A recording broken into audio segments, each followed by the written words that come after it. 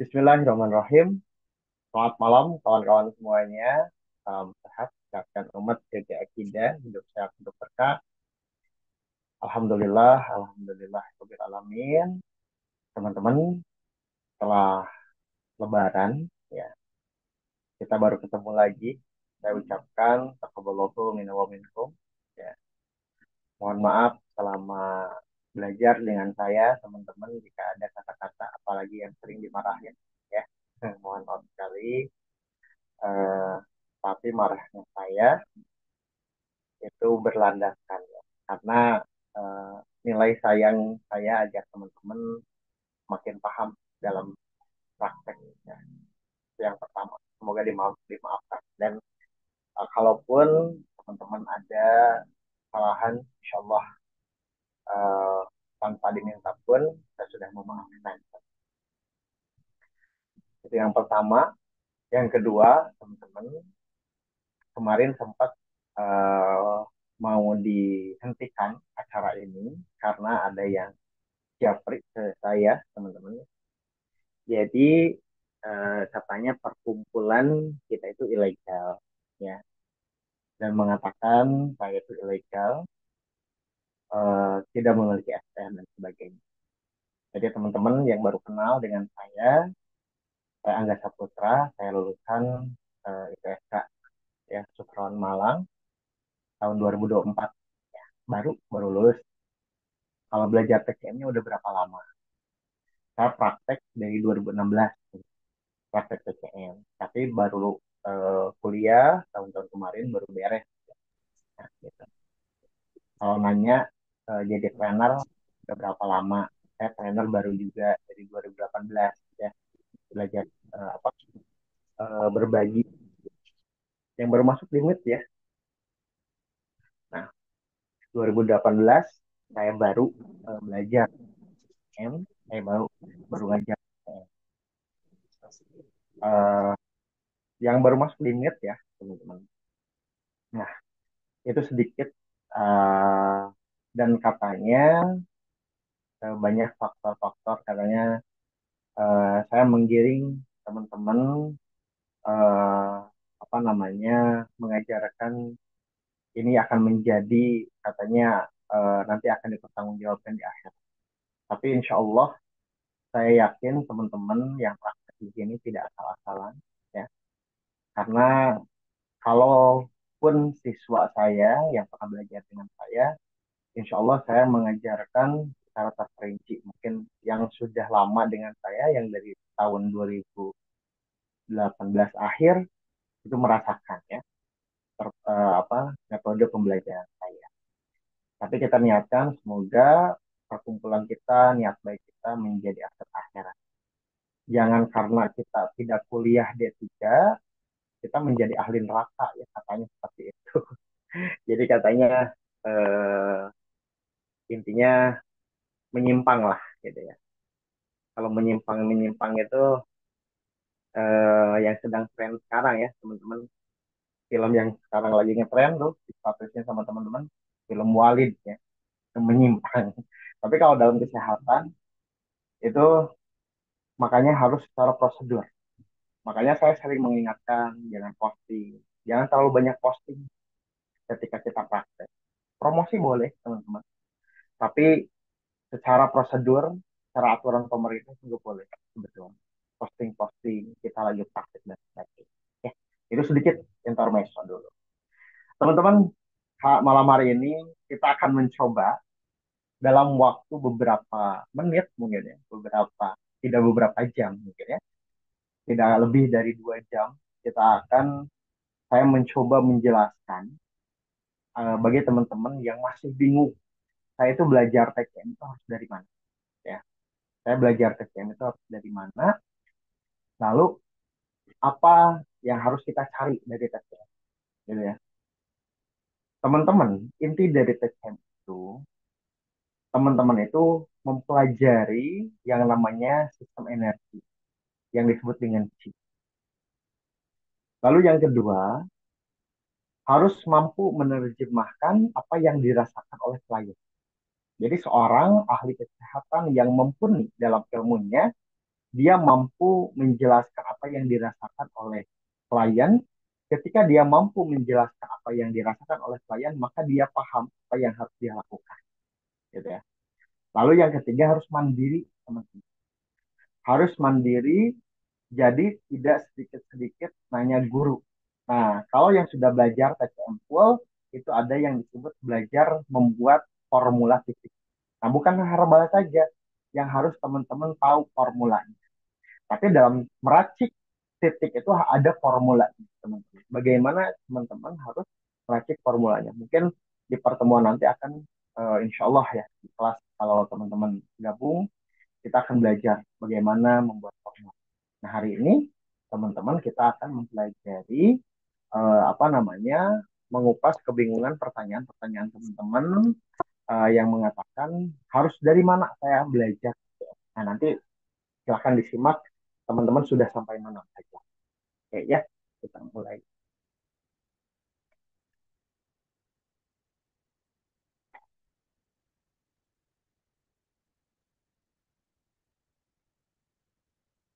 Nah, kalau yang suara kecil dicek ya, nanti sinyal teman-teman biasanya sinyal.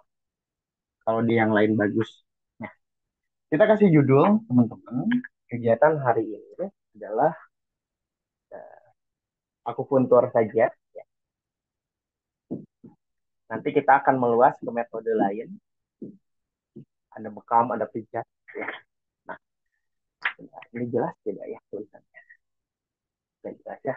Akupuntur, teman-teman, ini adalah sebetulnya mempelajari tentang sistem energi. Ya. Sistem energi yang kita sebut dengan Qi, teman-teman. Nah, akupuntur itu harus dimulai dari mana? Yaitu dari cara kerja. Akupuntur itu tersendiri, teman-teman. Jadi cara kerja akupuntur itu bagaimana caranya merangsang energi, teman-teman. Ya. Jadi bagaimana seorang akupunturis bisa merangsang energi.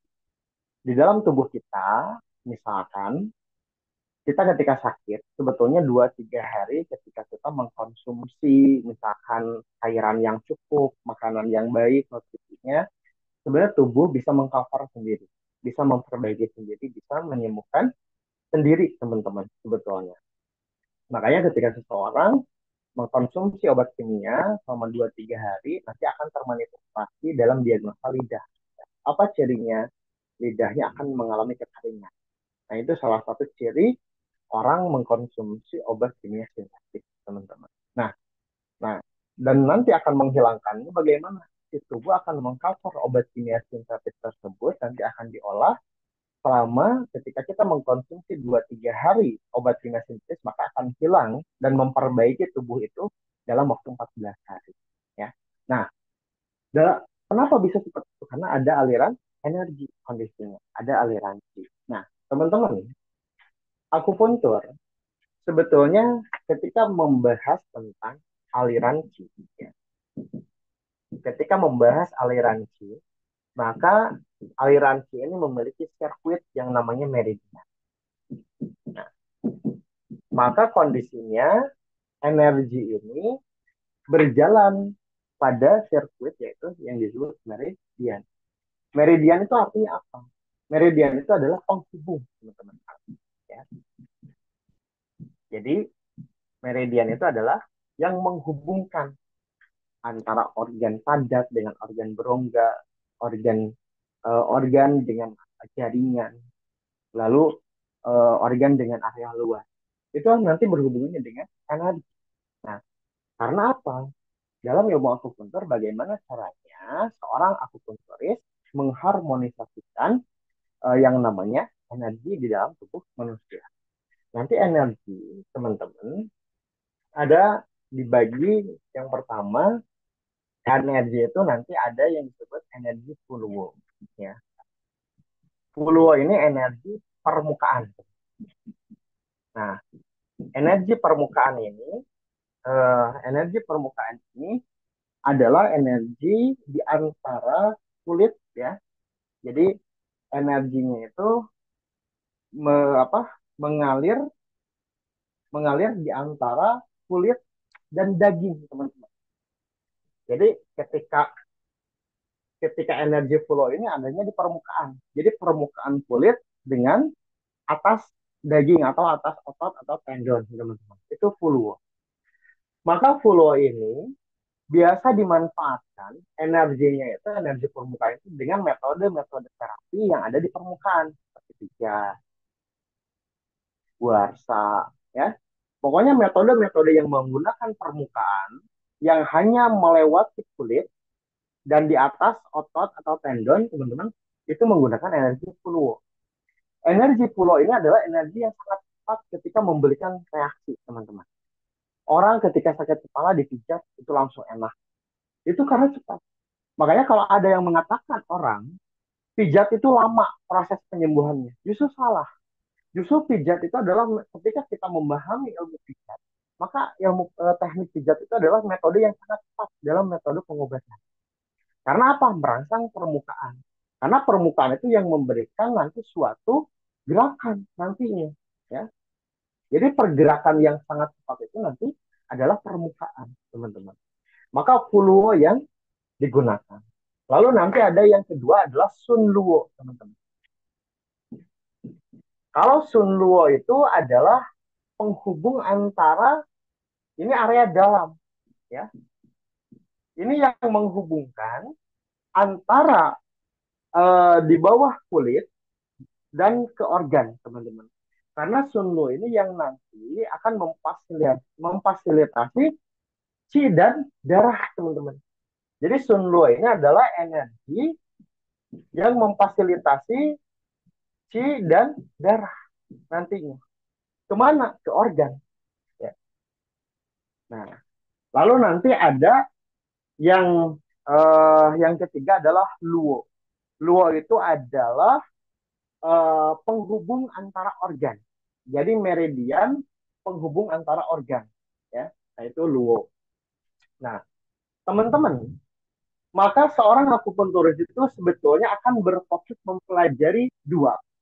Lalu ketika kita mempelajari secara klasik, maka akan nanti mengerucut mempelajari satu, Sun Luo. Karena Puluo ini sering dipergunakan oleh para ahli-ahli koresponden mikro, teman-teman. Jadi menggunakan mikrosistem, misalkan seperti kalau akupuntur mikrosistem itu, kalau klasiknya itu digunakan oleh orang-orang Korea. Klasik Korea itu adalah akupuntur Sen. Akupuntur Sen itu adalah menggunakan permukaan, teman-teman. Jadi menggunakan jarum-jarum pendek, ya, atau akupuntur medis. Akupuntur medis itu menggunakan jarum-jarum pendek. Nah, lalu ada yang menggunakan apa namanya yang akupuntur warna itu sujok, ya, sujok, lalu koryo, ya, master tung itu menggunakan permukaan-permukaan. Makanya apa? Proses pengobatannya cepat. Nah, cuman ada kelemahan ketika kita mempelajari fluo, metode fluo. Kelemahannya apa? Ketika mendapatkan kondisi organ yang melemah, teman-teman, maka kondisinya lambat. Kalau untuk sakit yang baru, sakit yang menghujam, apa namanya, untuk percepatan, itu fluo cepat prosesnya. Tapi kalau untuk sakit-sakit berat, itu harus menggunakan metode Sunluo, gitu ya. Nah, lalu teman-teman, seorang akupunturis itu harus mempelajari sistem energi, ya. Nah, sebelum sistem energi, teman-teman, maka dalam metode akupuntur, dalam merangsang suatu sistem, ya, maka seseorang itu harus memahami yang namanya sistem yin yang dan wusing, teman-teman. Nah, kenapa kita harus memahami sistem yin yang dan wusing, ya, teori yin yang dan wusing? Nah, karena teori yin yang ini adalah menjadi landasan ketika seorang akan mempelajari kedokteran Cina agar mampu membedakan antara jaringan dan organ, ya, antara organ dan suatu kondisinya, ya. Nah, yin yang dikatakan kalau kita membahas secara filosof, jadi katanya dunia ini segala sesuatu itu berkembang terbentuk atas dorongan dua aspek yin dan yang. Makanya disebut dengan aspek positif dengan aspek negatif yin yang itu. Ya. Nah, yin yang sebetulnya filosof mengatakan bahwa segala sesuatu dibentuk, berkembang, ya, dilahirkan itu atas berkat dorongan yin yang, dikarenakan itu adalah suatu simbol, teman-teman. Suatu simbol yang menerjemahkan alam semesta. Nah, alam semesta ini berarti artinya luas. Nah, artinya berarti yin yang itu menjelaskan secara keseluruhan. Maka yin yang itu dipergunakan menjadi media diagnosa. Jadi awalnya yin yang itu menjadi nilai diagnosa. Ini orang panas, orang dingin, ini orang kuat, ini orang lemah, kondisi sakitnya. Ini menjadi nilai diagnosa awalnya, melihatnya secara keseluruhan, ya. Nah, maka dalam yin yang ketika kita bertahap belajar secara mendalam lagi dalam ilmu kesehatan, maka yin yang itu dalam apa namanya, ketika kita difilosofkan ke alam semesta, yin wanita yang laki-laki, kalau ke kesehatan tadi orangnya panas dingin atau sakitnya kuat, sakitnya lemah. Nah, itu yin yang. Nah, maka ketika kita belajar secara mendalam, yin yang itu nanti akan dipisahkan adalah menjadi suatu sistem organ. Kita akan percepat ya ke sistem suatu organ, teman-teman. Bagaimana yin dan yang? Maka nanti dalam organ, yin sebagai apa namanya, sebagai organ padat dan yang sebagai organ berongga. Ini zang, ini fu. Fu adalah berongga, zang adalah apa namanya? Zang adalah padat, teman-teman. Maka organnya apa? Jantung, ya. Organnya jantung, paru-paru, ya. Terus jantung, paru-paru, limpa, hati, sama ginjal. Maka organ yang itu adalah usus kecil, ya. Terus usus besar, lalu lambung, lalu kandung empedu, lalu kandung kemih.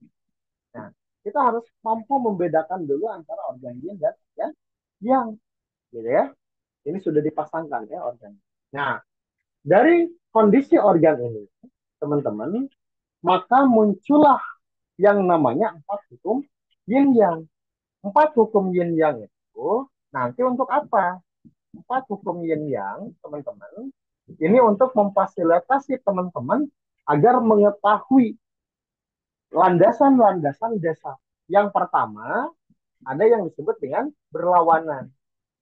Nah, dalam ilmu berlawanan, ya, ini akan menghasilkan apa?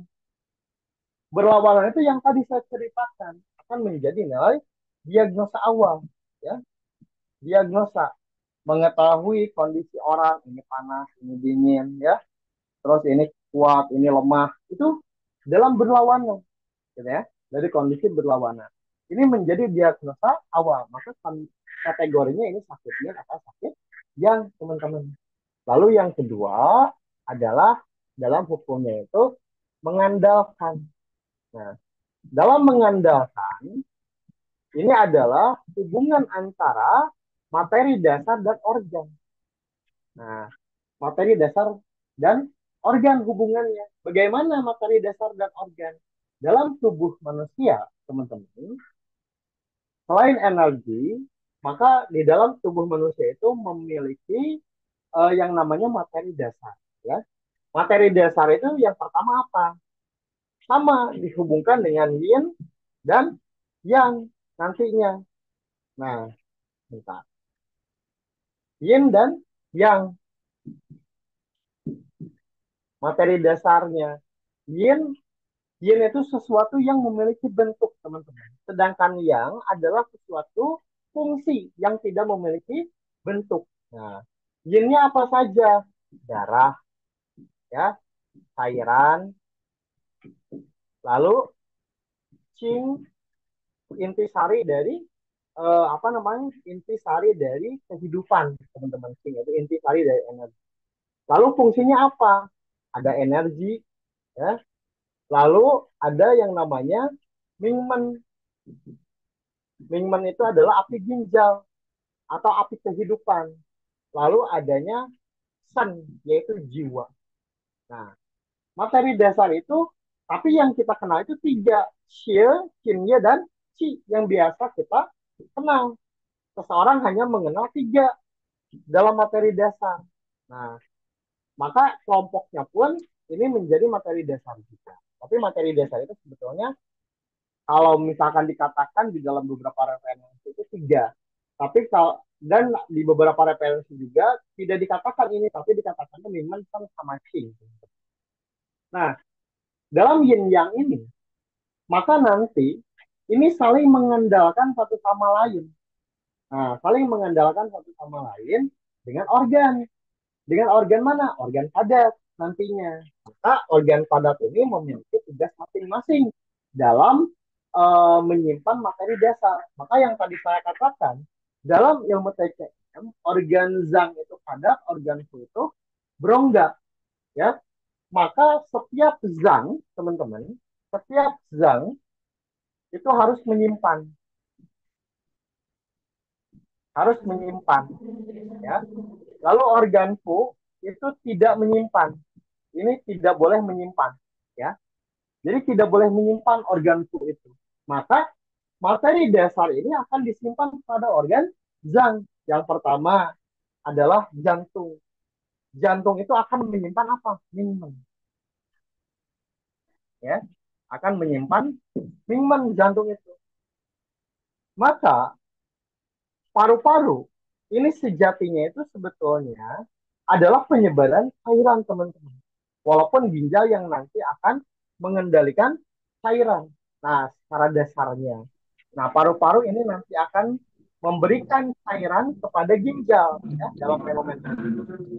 Lalu limpa ini sejatinya adalah energi yang baru masuk di mute, ya. Kalau di mute yang baru masuk. Lalu liver, teman-teman, liver ini akan menjadi organnya darah, ya. Lalu ginjal itu adalah cacing, ya, gitu ya. Maka sen akan disimpan di mana? Sen itu akan disimpan di perikandrium, ya. Sen itu akan disimpan pada perikandrium. Maka sen ini akan disimpan pada perikandrium atau pembungkus jantung, teman-teman. Kejiwaan itu, ya. Lalu, nah ini saling mengandalkan. Ini harus tersimpan, teman-teman.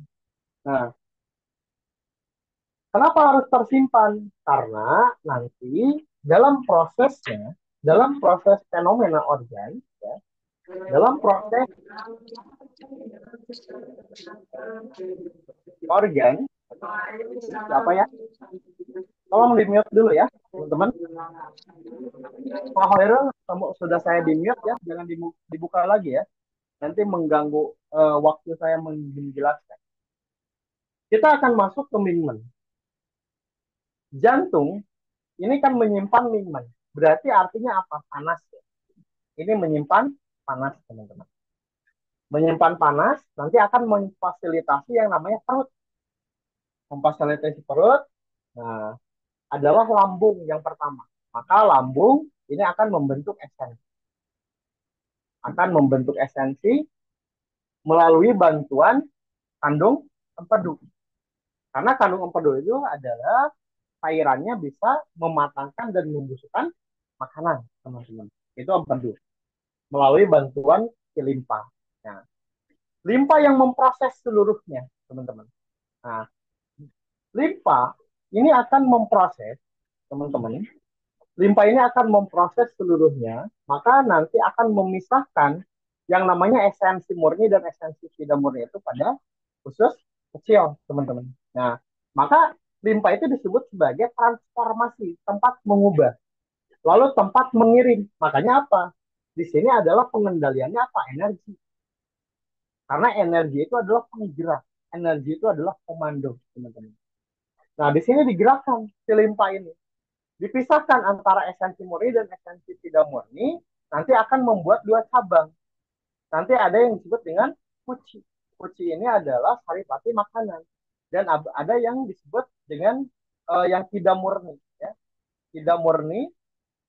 Nah, maka yang kuci ini nanti akan dibentuk menjadi cinye. Ya.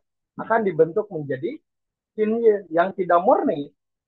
Yang Qinye ini akan dikirim pada paru-paru. Dan yang tidak murni ini akan dikirim ke usus besar. Maka oleh si limpa dikirimlah dari usus kecil ke atas ke paru-paru dan ke ginjal. Nah, si Qinye ini yang dikirimkan ke paru-paru. Maka nanti akan dipisahkan oleh si limpa menjadi Qin, cairan yang jernih, dan Ye, cairan yang keruh, teman-teman. Qin ini perlunya untuk apa? Untuk mengencerkan darah, teman-teman. Ye ini nanti akan menjadi pokok dari Qin, teman-teman.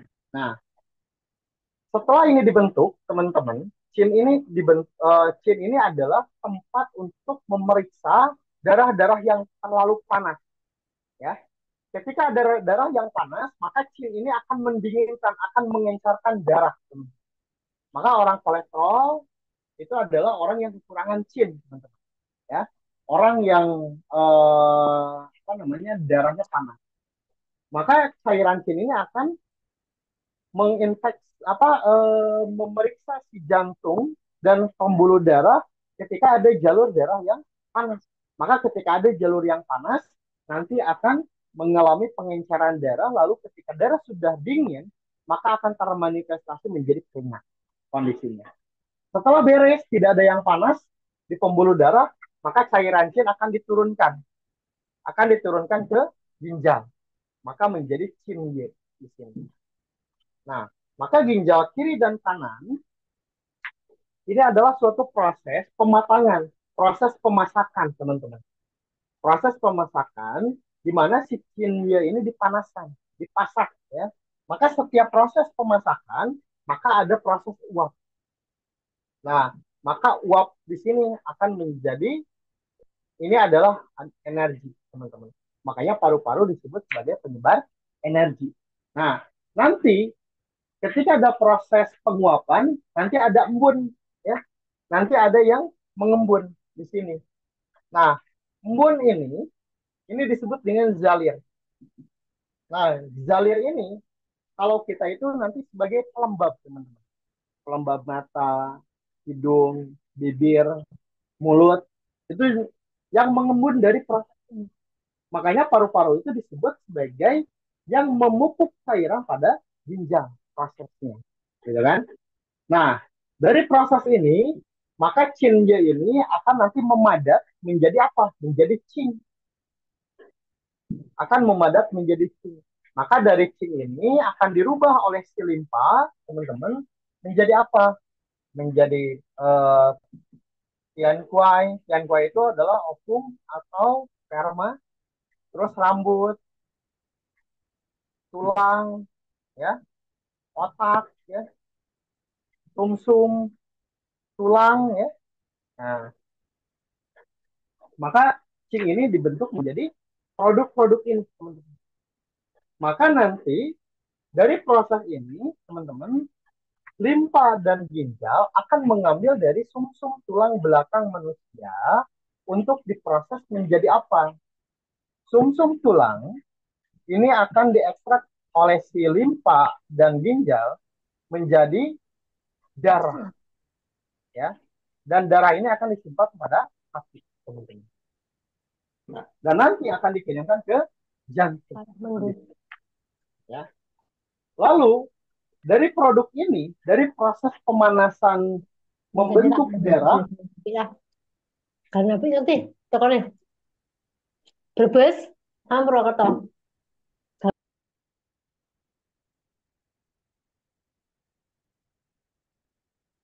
dari proses pembentukan darah, si ginjal ini ketika mengalami proses pembentukan darah, maka di sini darah itu nanti akan menghasilkan yang namanya, ginjal itu akan menghasilkan dari proses ini, yaitu sen. Jadi sen itu adalah hasil dari proses, ya. Kalau tadi hasil proses pemanasan menjadi pas ketika menjadi uap menjadi energi, teman-teman, dan ketika sudah menjadi Qing, hasil pokoknya, dan ketika memproses sumsumnya menjadi darah, dan ketika memproses sumsum ini menjadi darah, ini menghasilkan yang namanya sel yaitu jiwa. Makanya darah disebut sebagai fondasi jiwa. Darah itu. Makanya liver dikatakan kalau orang marah merusak liver kan gitu ya. Sering teman-teman bikin status seperti itu. Nah, ini dari perjalanan fenomena organ yang dimana harus menyimpang kondisi ini. Dari hukum yin yang teman-teman. Nah, lalu yang ketiga, lalu yang ketiga adalah saling tarik menarik hukumnya itu. Tarik menarik. Nah, kalau tarik menarik ini adalah sistem patogenesis, ya, sistem patogen. Nah, dari sistem patogen, teman-teman, dari sistem tarik menarik dari patogen ini, yaitu yin yang itu menghasilkan suatu patogen, yaitu yang pertama yin adalah dingin dan lembab, lalu yang adalah angin, panas, kering, lalu api. Ya, ini patogen. Tapi patogen ini diperlukan di dalam tubuh manusia. Tapi tidak senang. Yang disebut patogen ini adalah kondisi berlebih, teman-teman. Jadi tidak disenangi ketika kondisi berlebih patogen ini. Nah, maka patogen ini dibutuhkan oleh setiap organ, tapi tidak senang berlebih. Nah, apa saja? Nah, patogennya, teman-teman, di dalam tubuh manusia, maka limpa itu memerlukan kering patogennya, tapi tidak senang ketika kondisi terlalu kering. Kalau limpa memerlukan kering, teman-teman, mohon maaf, keliru. Dari jantung dulu. Jantung memerlukan panas. Untuk apa? Memfasilitasi setiap organ agar bisa bekerja secara fungsionalnya. Jadi agar organ bisa bekerja dengan baik, teman-teman. Nah, maka memerlukan panas kondisinya. Nah, maka lambung ini memerlukan yang namanya lembab. Lembab di sini artinya memerlukan basah, teman-teman. Tapi tidak senang terlalu basah kondisinya. Kalau terlalu lembab, nanti akan termanifestasi di lidah. Lidahnya bagaimana? Kotor. Atau ada tapak gigi di lidahnya. Gitu kan? Itu terlalu lembab. Nah, maka limpa lambung ini memerlukan lembab. Karena apa? Karakter lain. Karakter lambung ini basah. Ya, karakter lambung ini basah dan karakter limpa ini adalah kering, teman-teman. Maka memerlukan lembab kondisinya agar bisa mengontrol. Karena kalau ini terlalu kering, kalau limpa terlalu kering, maka tubuh akan kurus. Maka kondisi akan lapar terus. Jadi orang yang lapar terus itu terlalu kering. Jadi tidak basah, berarti kurang cairan. Kita harus tambah cairan. Gitu ya. Nah, ini lembab yang pertama. Yang pertama panas, ya. Yang kedua adalah diperlukan adalah lembab, teman-teman. Nah, lalu yang selanjutnya, teman-teman, usus apa namanya? Usus kecil memerlukan panas sama ya. Nah, paru-paru ini memerlukan apa? Kering. Oh, di sini. Paru-paru ini memerlukan kering. Kenapa? Karena tadi paru-paru ini adalah cairan. Ketika terlalu banyak cairan, maka nanti akan menenggelamkan yang namanya jantung. Dan nanti ginjal akan kehilangan fungsi sehingga terjadinya edema. Ya, ini memerlukan kering. Lalu yang selanjutnya, patogen yang selanjutnya, ginjal itu memerlukan dingin. Karena apa?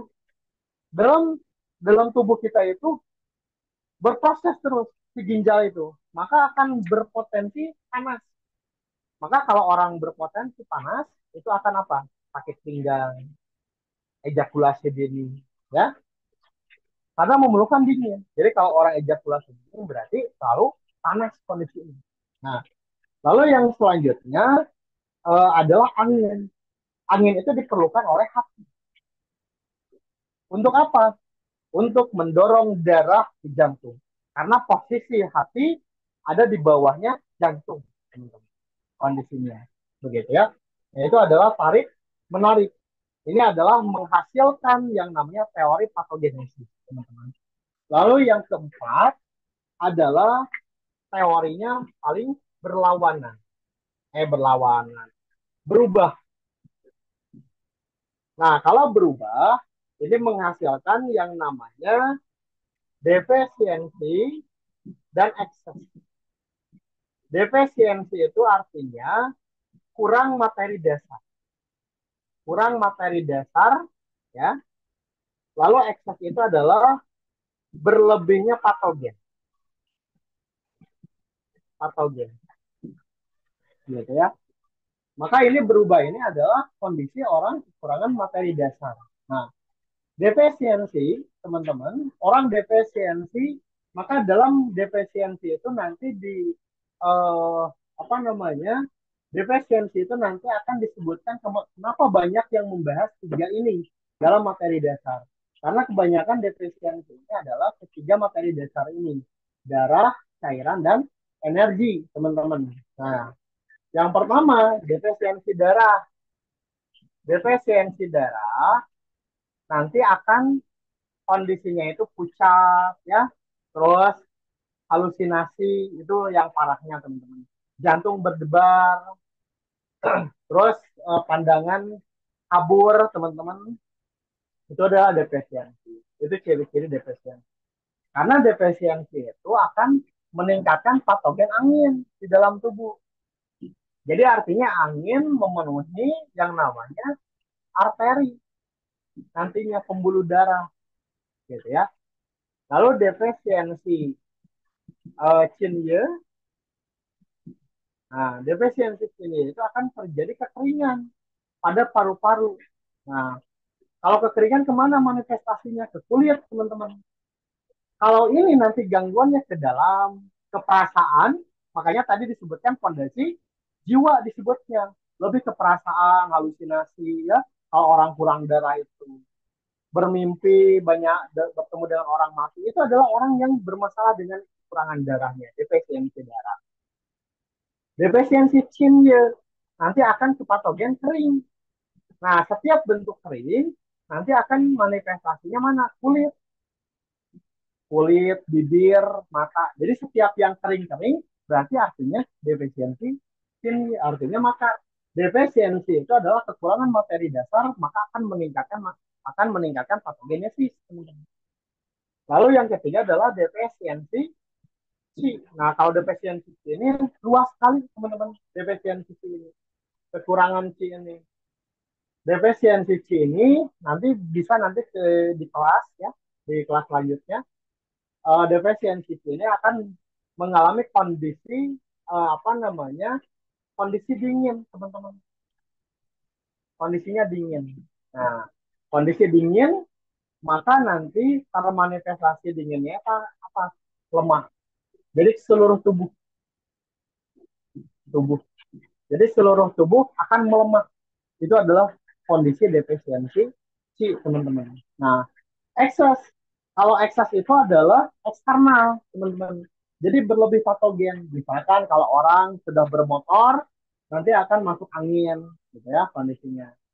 Terus kalau orang eh, apa namanya kondisinya eh, kurang minum, nanti tahapannya panas. Nah, itu adalah ekses, teman-teman. Jadi saling mengubah kondisinya.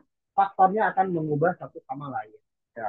Nah, nanti teman-teman dari proses yin yang ini nanti akan dijabarkan oleh pusing. Kalau yin yang ini adalah keseluruhan, maka wusing ini adalah penjabaran. Wu itu 5, sing itu gerak. Maka dikiaskan menjadi 5 gerak, 5 elemen, teman-teman. Ya. Nah, dari wusing ini nanti akan dijabarkan seluruhnya, teman-teman. Dari kondisi ini. Dari tadi apa jantung, kecil, paru-paru dan sebagainya ya. Nah, nanti ini akan menjabarkan. Menjabarkannya bagaimana? Menjabarkan pokok dari ilmu TSM itu sebetulnya rumusnya adalah organ ya. Organ ini adalah organ. Lalu yang kedua, tahapan yang kedua itu adalah eh, apa namanya? Gangguan atau simptom ya, gangguan. Nah, lalu yang ketiga dari organ gangguan alarm tubuh ya, alarm tubuh. Nah, alarm tubuh. Nah, sebetulnya kunci dari TCM itu adalah sebetulnya tiga ini. Organ, organ ini sebagai identitas, teman-teman. Identitas. Kan ini teman-teman rata-rata sudah belajar ya, TCM. Lalu gangguan ini nanti terhadap jaringan. Jaringan, lalu alarm ini terhadap panca indera. Nah, sebetulnya pokok dari musik itu sebetulnya tiga. Identitas, jaringan, panca indera, teman-teman. Contoh misalkan, ketika kita memahami musik, organ, identitasnya misalkan yang terganggunya itu adalah hati. Yang terganggunya adalah hati, teman-teman. Maka jaringan dari hati ini adalah tendon. Maka alarmnya adalah mati. Bagaimana cara menerjemahkannya? Ketika kondisi hati mengalami defisiensi, maka defisiensi hati itu adalah kondisi kekurangan darah. Kan seperti itu ya, yang terganggu itu. Maka orang yang mengalami defisiensi darah pada hati akan terganggu pada tendon. Tendonnya akan bagaimana? Mudah pegal, contoh. Akan mudah pegal pada area tendon. Maka ketika mengalami defisit, defisit sekali di darahnya, maka akan muncul mata. Jadi artinya alarm itu menandakan kondisi tubuh sudah mengalami parah, teman-teman. Maka matanya kabur, matanya minus, ya. Jadi alarm itu adalah batasan akhir, teman-teman. Nah, ini adalah kuncinya dari kondisi pusing. Maka pusing itu disebut sebagai penjabaran dari masalah-masalah secara umum dari diagnosa, gitu ya. Nah, maka teman-teman kita bisa mengetahui kondisi ini nanti dalam diagnosa apa. Kalau misalkan kita ingin mengetahui kualitas, maka adanya pada diagnosa palpasi. Palpasi. Nah, palpasi itu banyak jenisnya, ya, banyak jenisnya. Tapi yang dipakai di yang sekarang yang dipakai itu adalah palpasi cermin emas, teman-teman. Nah, palpasi cermin itu emas itu adalah Sun, Kuan, C. Nah, kiri ini jantung, hati, ginjal, ya. Lalu kanan adanya paru-paru, limpa, lalu ginjal atau perikandrium, gitu ya. Nah, ini dalam diagnosa palpasi untuk mengetahui kualitas. Nah, mengetahui kualitas ini kita kembali pada yin yang lagi mengetahuinya. Jantung hubungannya dengan Mingmen, dengan panas, dengan darah, teman-teman, hubungannya. Maka jantung itu harus kuat kondisinya. Kondisinya harus kuat. Karena apa? Yang menyebarkan panas, ya, yang menyebarkan panas itu adalah jantung. Bentar, ini dulu.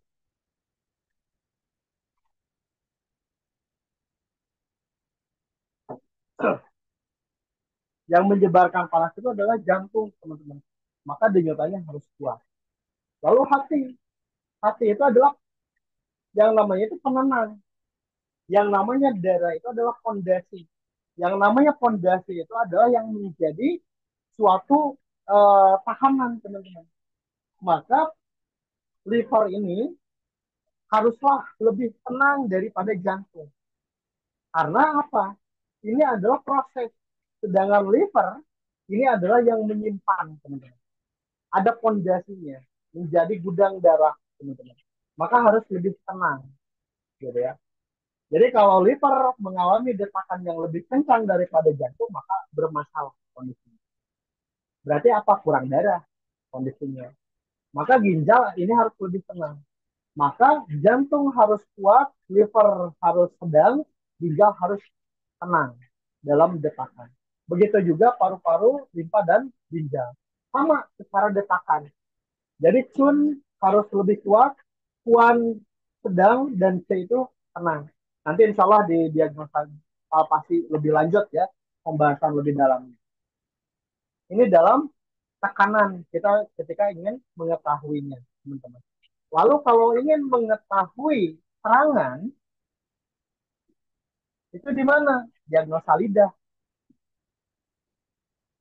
Diagnosa lidah. Diagnosa lidah itu adalah kondisi sampai mana menyerang kondisi tubuh. Ya. Sampai mana kondisi tubuh terserang penyakit. Itu dari diagnosa lidah, teman-teman. Mengetahuinya dari mana? Dari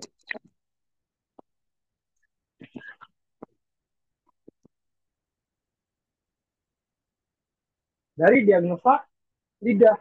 Nah, dari mana mengetahuinya? Dari pertamanya dari badan lidah, ya. Badan lidah itu untuk mengetahui apa? Kondisi seluruh masalah organ, ya. Ini untuk masalah organ.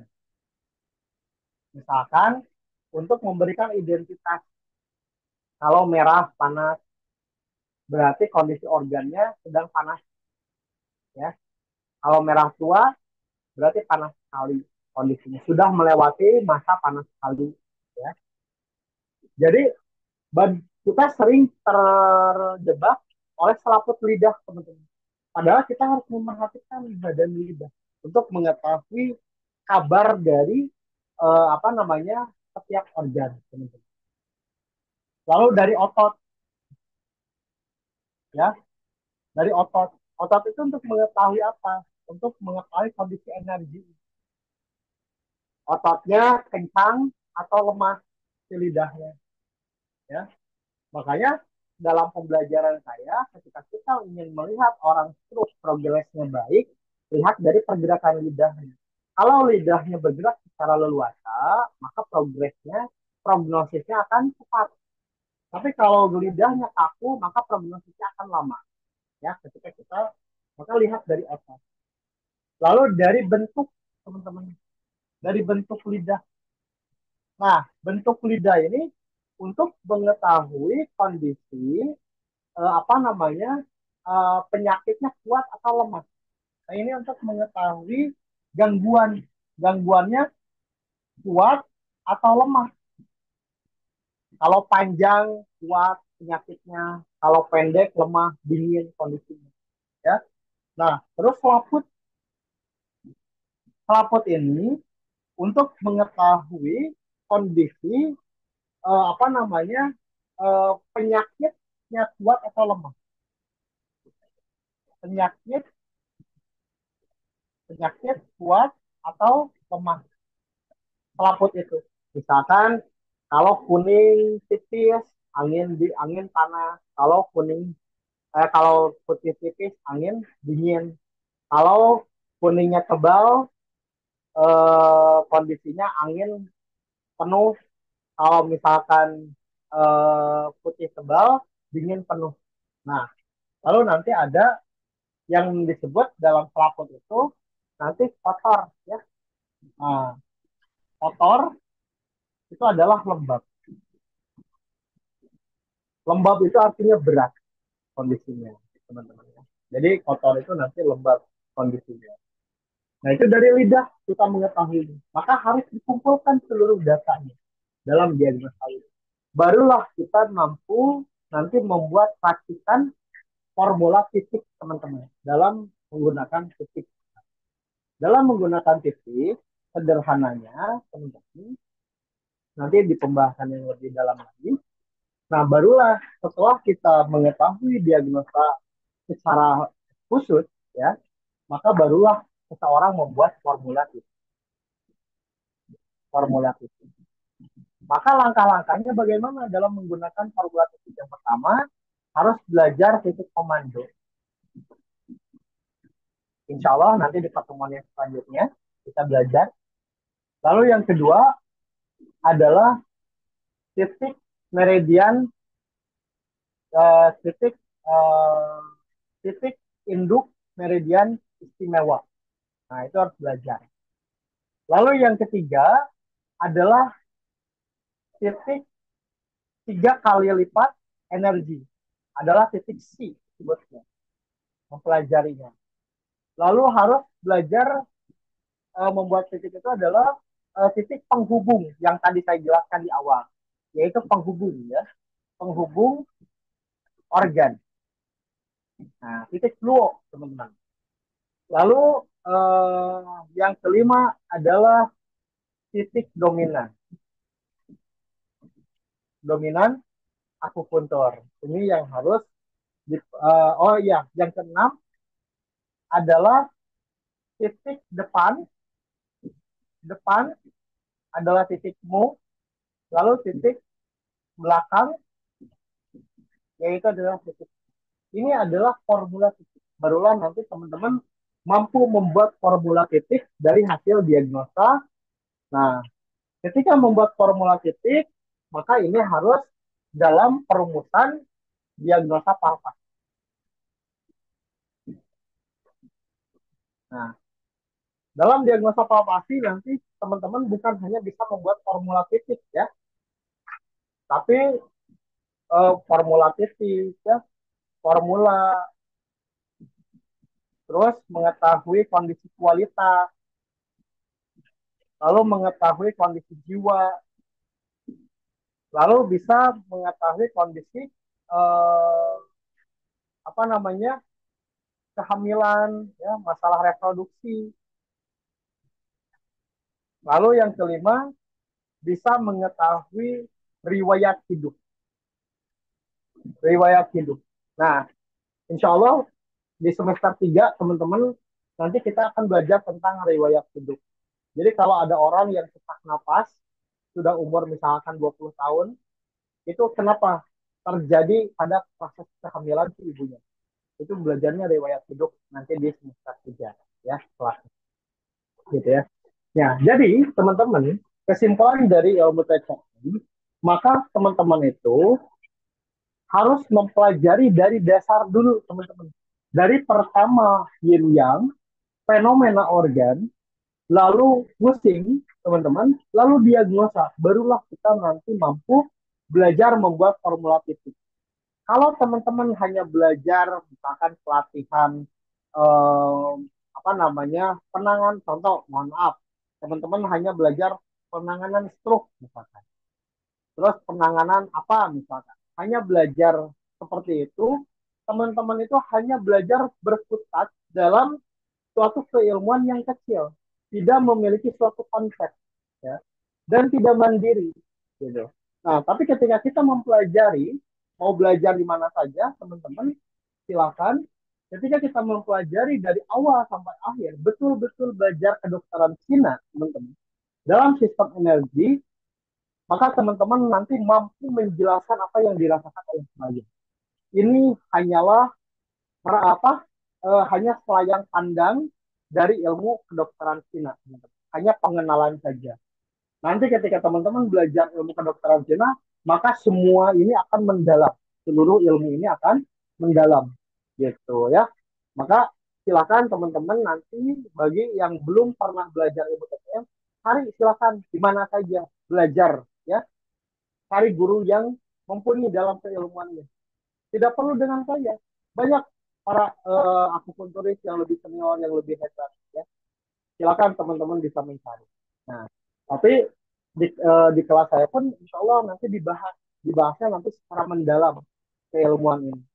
Insya Allah di bulan ini ada pendaftaran baru kalau ada teman-teman yang mau ikut, ya, gitu ya. Lalu nanti di semester 2 kelas Geofani Nanti kita akan belajar tentang periwayatan hidup manusia. Jadi orangnya sudah tua, tapi kita bisa menjabarkan sejarah penyakitnya, gitu ya. Itu keistimewaan dari PCM itu bisa menerjemahkan masa lalu kondisi seseorang yang sudah berumur, gitu. Itu mungkin yang bisa saya sampaikan, teman-teman. Silakan kalau ada pertanyaan.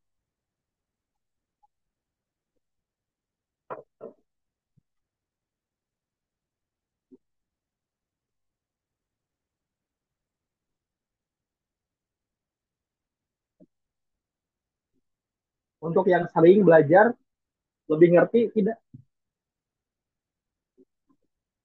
Merayap, tahapan-tahapan?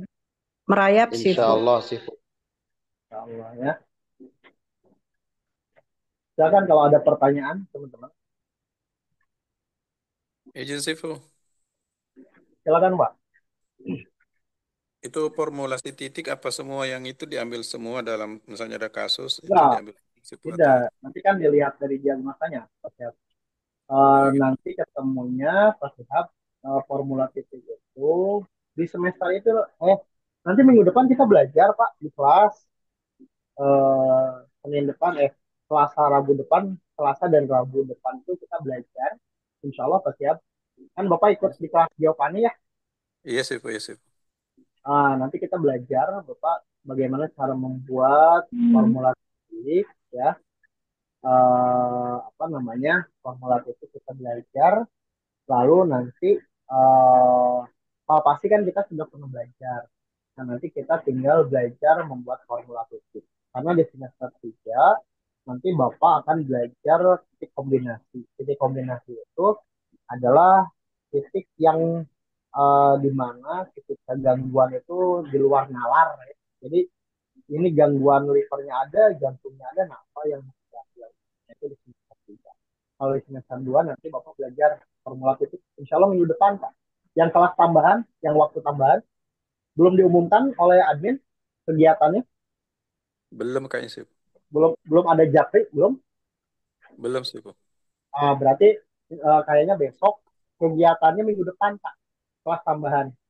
Insya Allah 2 sampai 4 kali pertemuan kita ada kelas tambahan. Makasih Sifu. Ya Pak.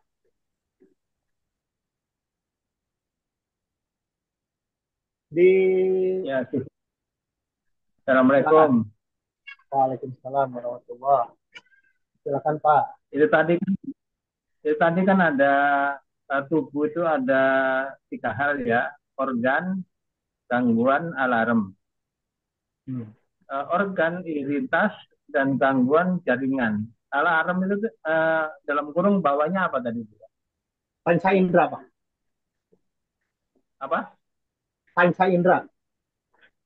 Panca indera. Panca indera.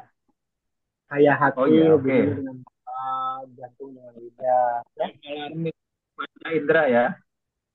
ya panca indera. Bukan Bu Indira ya, panca indera. Beda seafood. Oke, Oh beda. terima kasih. Ya sama-sama Pak. Ada lagi sebelum saya menjawab pertanyaan yang dicek?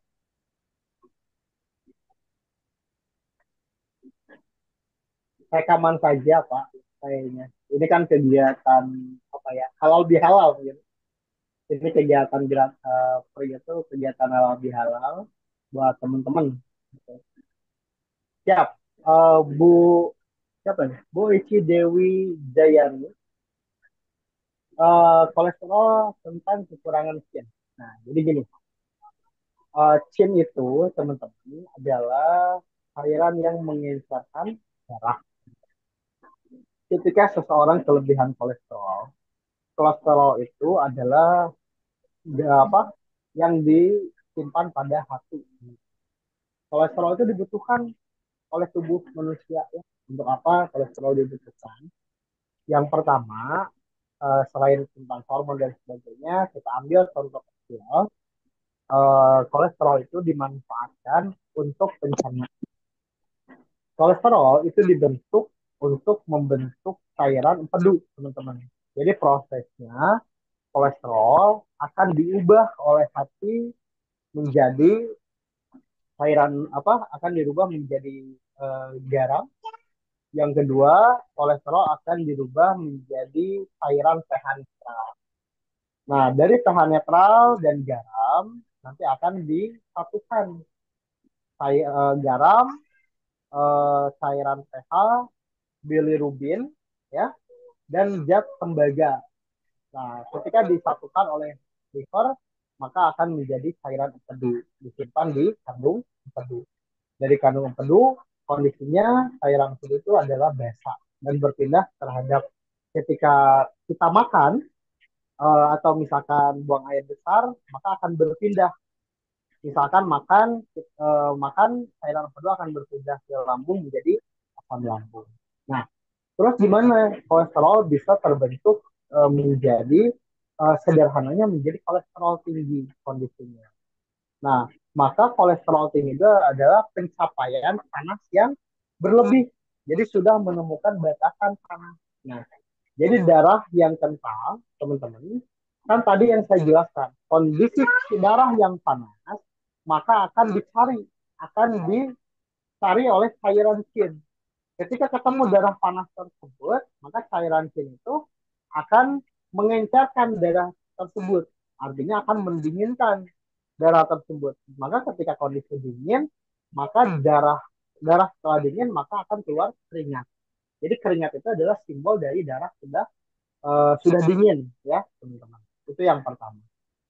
Nah, lalu uh, ketika orang tidak mengalami pemanasan, misalkan contoh, makanya orang kolesterol saya tanya, sering terkenanya pada orang bagaimana? Banyak gerak atau sedikit gerak? Orang kolesterol Sedikit gerak. Sedikit gerak. sedikit sedikit gerak, ya. Maka Gerak. kondisi sedikit gerak ini cairan kin ini nggak bisa bekerja, teman-teman. Karena apa? Tidak ada simbol panas, tidak ada apa namanya? Tidak ada kondisi panas. Karena orang yang tidak banyak bergerak itu kondisinya adalah kondisi mendingin. Nah, makanya sering terjadi orang kolesterol itu pada orang yang kurang gerak. Maka cairan kin tidak bisa bekerja. Sehingga apa? Kolesterol terus meningkat, meningkat, meningkat. Makanya kolesterol itu disebut dengan darah dingin, teman-teman, di dalam tubuh manusia. Kenapa disebut darah dingin? Tadi katanya sudah melampaui panas. Karena kondisinya setiap sesuatu yang sudah dilampaui maka akan menemukan identitas dasar. Identitas dasar darah itu apa? Dingin, teman-teman, kondisinya. Karena apa? Kalau tidak ada energi, darah itu akan mendingin. Makanya orang yang meninggal, kita bisa melihat kondisi orang-orang meninggal itu pada ciri-ciri sesuatu tubuh pada daerah-daerah yang mampu mendinginkan atau membekukan darah. Itu dalam teori energi dan teori tri pemanas, teori energi, teori perikantium, dan tri pemanas. Nanti Bu Iki bisa mengetahui kondisi orang mendekati ajal, gitu ya. Kalau kondisinya sakit, gitu. Nah, kolesterol ada salah satu contoh sederhananya. Ketika orang tidak banyak bergerak, cairan kin itu tidak mendapatkan sinyal panas. Karena cairan kin itu bisa bergerak kalau seandainya sudah menemukan panas di dalam arteri. Gitu. Jelas nggak, Bu Iki? eh ini ibu saya ini kejadiannya di ibu saya, Sifu. Ya, Jadi ibu saya petani. Kalau bisa disebut malah nggak bisa diem. Maksudnya kan hiperaktivitas lah kalau itu. Terus beliau ini memang sebelum eh, pokoknya ada tanda-tanda kenaikan kolesterol ini apa terkungkung masalah yang sepertinya agak besar gitulah di keluarga gitu.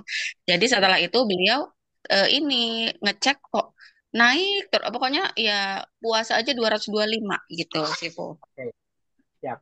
Saya jawab, Bu Iki, mohon maaf. Ibunya Bu Iki ini sering memendam suatu emosi. Tidak berani, jadi orangnya pakai tidak berani mengungkapkan. Seperti itu, Bu.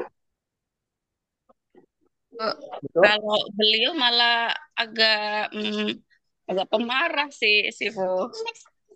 Ya maksudnya beliau pakai wuk nggak? Misalkan nggak enakan maksudnya gitu. Jadi gini, Iya, nggak enakan. kolesterol, ya gini, dengarkan dulu. Yang pertama, Ibu, faktor kolesterol itu adalah yang pertama, faktor ada yang mengatakan faktor makanan itu seperti apa. Yang pertama misalkan makan, kalau misalkan makanannya sudah sembarangan dan sebagainya, itu faktor utama. Jadi kita lihat dulu faktornya, Bu. Kalau misalkan dia, oh ini orangnya nggak seneng makan, berarti psikologis. Misalkan gini, makannya biasa saja, lalu aktivitasnya normal, berarti psikologis yang nanti gangguannya. Nah, kalau misalkan kita sudah tahu ini masalah, oh ini orang kurang gerak, atau orang ini makanannya banyak, berarti itu dari faktor eksternal, gitu. Itu cara membedakannya. Ibu harus tahu dulu rumusannya dulu. Misalkan, oh makannya biasa ke hal-hal yang berlemak, misalkan, contoh ya. Nah, oh berarti kalau biasa normal makanannya tidak terlalu berlemak, tidak banyak tepung misalnya. Karena tepung itu kan menyerap cairan ya, Ibu ya. Misalkan contoh, atau karbohidratnya terlalu tinggi misalkan. Karena karbo tinggi itu sama menyerap cairannya terlalu banyak kondisinya. Nah, kalau misalkan tidak terlalu parah dalam karbonya, dalam apa namanya makannya gitu kan, biasa saja. Oh kita cek aktivitasnya. Oh tapi aktivitasnya bagus. Misalkan dia bergerak, olahraga rajin, tapi kolesterol tinggi. Oh berarti psikologis. Tapi kalau sudah jelas dari makanannya kurang bagus, geraknya kurang bagus, itu sudah jelas dari faktornya eksternal. Seperti itu Ibu cara membedakannya. Nah, ngerti ya cara membedakannya, Bu Ici? Iya, Sifu. Itu memang psikologis, Sifu. Ya, biasanya gini, pemarahnya itu dari darah tinggi biasanya. Tapi nggak enakan orangnya. Nah, orang nggak enakan itu akan biasanya tidak lepas tuh amarahnya.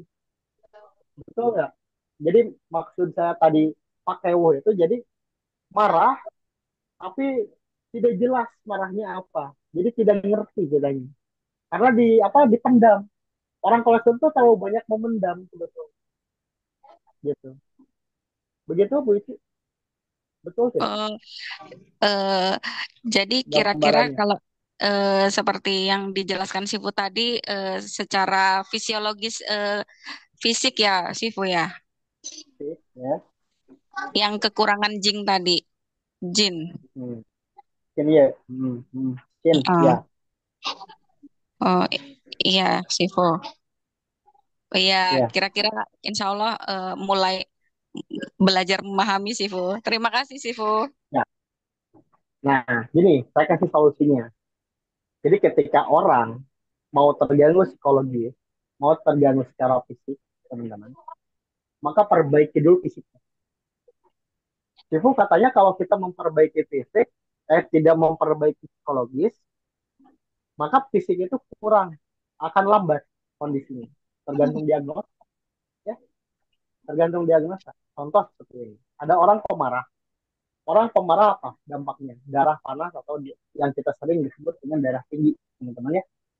Nah, logikanya orang darah tinggi psikologisnya pemarah. Sama kita sering dikeluarin darah seminggu sekali. Kira-kira darah mendingin tidak? Ingin. Dingin. Karena darah itu adalah kondensasi. Ketika darah panas, maka emosi akan bergejolak, teman-teman. Tapi kita sering mendinginkan darah dengan guarsa, dengan bekam, dengan lintah. Darahnya menjadi tenang. Kira-kira liver sama jantungnya menjadi normal tidak kerjanya? Normal. Menjadi normal. Kira-kira akan lebih tenang tidak emosinya? Tidak. Hah? Tidak. Jantungnya tenang, livernya tenang, emosinya akan ikut tenang tidak? Tenang. Tenang. itu tenang kondisinya. Kita kan tidak memperbaiki psikologisnya, tapi seiring berjalan waktu orangnya lebih tenang karena apa? Darahnya, darahnya itu kecukupan secara apa namanya? eh, secara apa namanya? Yang dibutuhkan kondisinya gitu ya. Makanya kalau orang lagi marah-marah bekam saja, dinginkan darah gitu ya. Agar apa? Agar lebih tenang kondisinya. Kira-kira teman-teman lihat wajah saya pemarah atau tidak? Jujur. Sabar kayaknya Sifu. Ya, oh, Sabar. sabar ya, Pemarah, sabar. ada Saya pemarah, itu, ada penyabarnya. oh, itu mah tuh bukan pilihan Pak Haji. Pak Haji kan pilihannya kemarahan, sabar. Saya itu basicnya marah. Galak. Saya itu Galak. galak itu kalau ngajar. Ya. Saya itu pemarah emosional orangnya, teman-teman. Saya Tegas, dua Sifu. kalau teman-teman melihat saya tegas, apa tegas terus penyabar itu sekarang. Saya itu awalnya itu emosional. Di rumah saya tidak ada barang yang dulu sebelum nikah tidak ada barang yang utuh, teman-teman. Itu habis karena saya petarung, teman-teman. Itu habis sama saya dipukulin. Saya itu pemarah. Nah, saya mencoba bekam seminggu sekali. Ternyata dari setiap pemarah, oh ternyata tidak mudah terpancing. Itu saya mempraktikkan teori bekam itu seperti itu. Ya. Jadi orang ketika sering dikeluarkan orang darah tinggi atau orang pemarah sering keluar darah atau didinginkan darah atau dibuang patogennya, maka akan lebih tenang kondisinya, teman-teman. Gitu ya. Jadi apa namanya? eh, ada terapi itu yang disebut terapi simptom, ada yang disebut terapi sindrom, teman-teman. Simptom itu adalah kondisi yang sedang dirasakan. Jadi misalkan kalau ibu bapak menemukan pasien sedang pusing, tapi dia mengatakan saya sakit lambung, jangan dulu obati lambungnya, tapi obati dulu sakit kepalanya. Baru kita nanti memperbaiki lambungnya. Orang yang emosian, orang yang pakewu, buang dulu. Karena apa? Ketika kita memberikan teori sabar, teori tenang, ya, ketika darah masih kotor atau energi tidak stabil, maka kondisi psikologis akan bergejolak, gitu ya. Makanya apa? Perbaiki dulu kondisi tubuhnya. Setelah kondisi tubuhnya sudah mulai enak, barulah kita memberikan saran, sabar, tenang dan sebagainya. Ya, gitu. Itu tips dari saya untuk teman-teman melakukan terapi. Gitu ya. Siapa ini? Faza, ibu atau bapak ya? Berawal dari di terapi, lalu sekarang sudah bisa ikut belajar, dapat kelas itu dari terapi saya. Mudah-mudahan kedepannya saya juga bisa membantu orang lain. Amin, amin ya. Insya Allah kalau berminat nanti ada kelas belajar dari dasar ya. Ini Ibu Faiza atau Bapak Faiza. Kalau berminat ya nanti boleh masuk. Pak Hajirin, amin ya. Walaupun kemarin sempat kelas yang kelas malam hari ini mau di cancel karena ada yang komplain katanya kegiatan kita itu ilegal dan nanti akan dipertanggungjawabkan di akhirat ya, mungkin di neraka maksudnya ya. Karena apa? Katanya kita terapis yang mengobati asal-asalan. Padahal kita tidak asal-asalan ya, kita insya Allah berilmu semuanya. Ya, gitu. Sering menjadi status itu kalau saya mati, iya, saya itu emosional, Pak Hajirin, tapi saya itu bisa mengendalikan. Saya bisa mengendalikan insya Allah ya. Makanya selama saya apa namanya kenal dengan istri, dulu kenal hampir mau 5 tahun, walaupun jarang ketemu ya. Dan sekarang berumah tangga 2 tahun, alhamdulillah tidak pernah cekcok. selama kenal dan selama berumah tangga. Karena manajemen emosi itu perlu, teman-teman. Marah perlu. Nanti kalau kita belajar ilmu kejiwaan, marah itu perlu. Untuk apa? Kalau kita tubuh dingin, itu perlu marah. Hajirin. Kalau kita pemarah, kita perlu sedih. Untuk apa? Mendinginkan. Itu ada teorinya, rumusannya. Kalau kita apa namanya marah, sedih, terus pemikir, nah kalau kita misalkan banyak berpikir, itu kan darah eh, melambat, teman-teman. Itu perlu marah. Jadi marah itu sebetulnya perlu, teman-teman. Tapi apa? Kita harus mampu manajemen. Yang tadi saya katakan, patogen itu diperlukan oleh tubuh. Patogen emosional itu ada pada api, teman-teman. Patogen itu diperlukan setiap organ. Tapi apa? Jangan berlebih. Gitu ya. Itu sedikit bocoran untuk di semester 3. Di semester 3 pelajarin belajar itu ya. Jadi kita kalau misalkan orang yang sakit pada area apa namanya? Reproduksi itu perlu marah. Orang yang sakit di alat reproduksi itu. Karena apa? Livernya dingin. Nantilah, insya Allah di semester 3 ya, kita bertemu. Kalau Bapak masih kelas di Giovanni. Titik bekam mendinginkan darah untuk bekam mah udah umum ya. Kayak titik sunnah juga bisa, atau titiknya sejajar organ ya. But butia atau kasia. Jadi titiknya bisa sejajar organ atau bisa pakai titik sunnah ya gitu. Insya Allah kelas kelasnya di bulan sekarang. Nanti insya Allah untuk yang mengikuti malam hari ini, teman-teman, saya akan akan minta kepada admin untuk masukkan ke biaya yang paling ekonomis ya, gitu ya. Insya Allah. Insya Allah Pak Kodirun, Waalaikumsalam, ada rekamannya ya. Insya Allah. Eh, nanti ada rekaman. Kalau nanti belajar dengan saya, siap-siap pusing teman-teman. Kenapa siap pusing?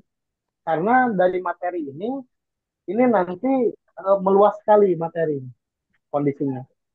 Jadi teman-teman benar-benar belajar kedokteran Cina kalau dengan saya. Gitu. Nanti akan melebar ke sana kemari. Betul Bu Indira?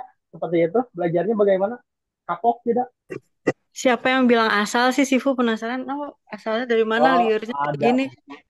Tapi kan liurnya begini. Udah, nggak perlu emosi Bu Indira, nggak perlu Enggak emosi. emosi. Sifu kepo doang. Kemarin ada yang mengatakan bahwa yang pertama katanya kita yang pertama ilegal karena saya tidak membuat kegiatan dengan organisasi. Itu yang pertama ya. Jadi eh, ya intinya mah pingin pingin jatah lah gitu ya. Intinya pengen jatah dari setiap pelatihan. Intinya uang, kesananya pasti uang intinya kemarin itu. Oh, UUD ya. Iya gitu ya, intinya seperti itu. Kata saya senang mandiri agar apa, tidak memberatkan dalam biaya teman-teman. Kata saya seperti itu ya. Saya eh, saya pingin teman-teman belajar kedokteran Cina secara benar. Tujuan saya itu justru untuk merangkul para terapis yang nggak bisa kuliah. Kata saya seperti itu. Kayak gitu teman-teman. Tujuan saya mengadakan kegiatan-kegiatan ekonomi itu bukan saya nggak ngerti cara mencari duit ya. Kalau saya niat gitu ya, banyak IO yang menawarkan saya, Sifu, tolong materi ini dibuat beberapa kali pertemuan. Nanti kita buat biaya apa agar uangnya bisa kita tarik. Saya nggak bisa kalau di seperti itu. Jadi kalau ada IO yang mau kerjasama dengan saya, materi gimana saya? Silakan materi secara prosedur, apa namanya, PDF-nya dibuat secara prosedur. Saya kan sering ya, Bu Indira, materinya teman-teman lihat di PDF prosedur, tapi materinya luas mana-mana. Betul? Seperti itu, sering nanya kan teman-teman? Iya, mendingan notulensi dari omongan Sifu aja. Makanya kata saya jangan di print, kata saya kan gitu. Mending mending nanti tulis aja yang perlunya. Saya sering ngomong gitu. Karena itu seringnya dibuat standar, teman-teman. Saya nggak mau standar. Mending apa? Dibuat pendalaman dulu. Agar apa? Insya Allah ada rangkuman saya. Nanti ada bukunya, Bu. Dikasih bukunya. Kayaknya rangkuman satu buku. Ya, itu bukunya itu dari rangkuman 1319 halaman, teman-teman, yang malam hari ini.